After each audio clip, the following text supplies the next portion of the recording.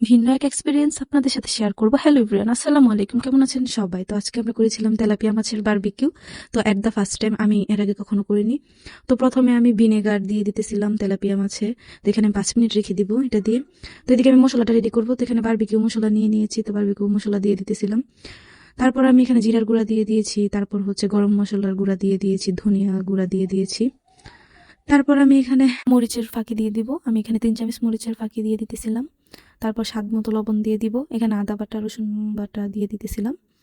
তারপর আমি এখানে লেবুর রস অ্যাড করব। লেবুর রসটা অবশ্যই অ্যাড করতে হবে। আর যদি আপনি টক দই দেন তাহলে লেবুর রস দিতে হবে না। তো আমরা টক দই দিইনি। তারপর সয়া সস দিয়ে দিতেছিলাম, টমেটো সসও দিয়ে দিতেছিলাম। তারপর সবগুলো মশলা একসাথে মিশিয়ে নিব, ভালোভাবে মিশিয়ে নিব। তো এখানে আমার সবগুলো মশলাই ব্যবহার করা শেষ। এই কয়েকটুকু মশলা দিয়ে আমি মাছের বারবিকিউটা করব।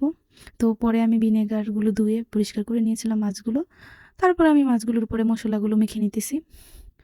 তো ভালোভাবে মেখে নিতে হবে মাছের একদম ভিতরে ভিতরে দিয়ে। তো আমি এখানে মাছগুলো মাখাও শেষ রেখে দিয়েছি মেরিনেট করে। তারপর এদিকে আমার ভাই বারবিকিউ স্ট্যান্ডটা সেট করতেছিল। তো আমাদের বাজারেও কয়লা নেই, আশেপাশেও নেই।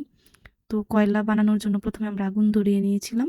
তারপর এখানে দুষ্টামি করতেছিল আমার ভাইরা আগুন দিয়ে। তো আমরা ওয়েট করতেছিলাম কখন আগুনটা নিভবে আর মাছগুলো দিব বারবিকিউ স্ট্যান্ডে। তো আমাদের আগুনও নিভে গেছে আর আমার বোন এদিকে মাছগুলো দিয়ে দিতেছিল। আসলে অনেক দিন পরে বাবার বাড়ি এসেছি। তো আমি আম্মুকে আগে থেকেই বলেছিলাম যে তুমি আমার জন্য 2টা মাছ আস্তে আস্তে রেখে দিও, এগুলো দিয়ে আমি এসে বারবিকিউ করব। তো বাবার বাড়িতে যে আসলে কি যে শান্তি, নিজেও জানি না কেন। তারপর এদিকে আমার ভাই বোনরা বাতাস করতেছিল।